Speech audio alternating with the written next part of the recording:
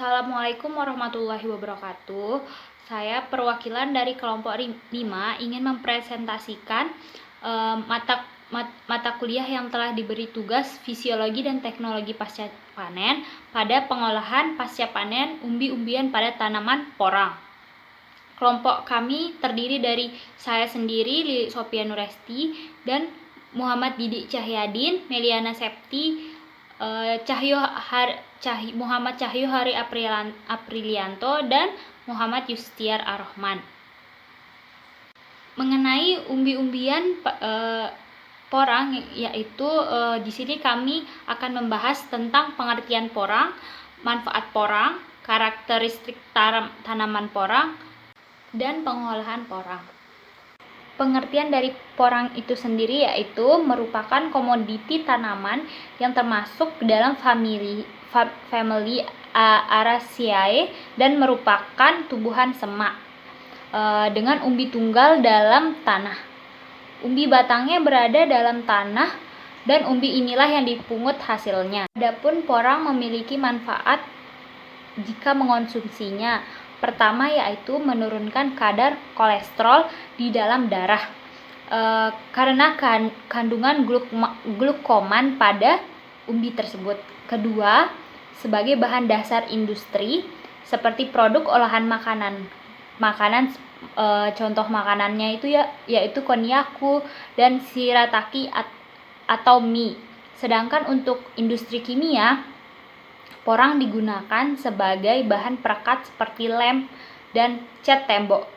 Ketiga, membantu penyerapan kalsium karena mengandung kristal kalsium oksalat dan alkaloid. Karakteristik tanaman umbi porang ini memiliki tekstur batang yang agak lunak, berwarna hijau, dan terdapat belang-belang putih. Kedua yaitu daun porangnya itu terbagi menjadi beberapa helai daun dengan permukaan halus, bergelombang, serta berwarna hijau muda sampai ketua-tuaan gitu.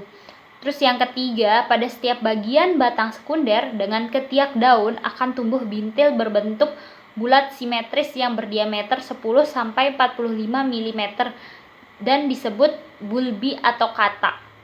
Jadi tekstur daunnya itu seperti kayak ada bintik-bintik kayak sejenis kayak sejenis jerawat gitu yang muncul di permukaan daunnya. Jadi tekstur daunnya itu tidak rata, jadi kayak bertekstur gitu.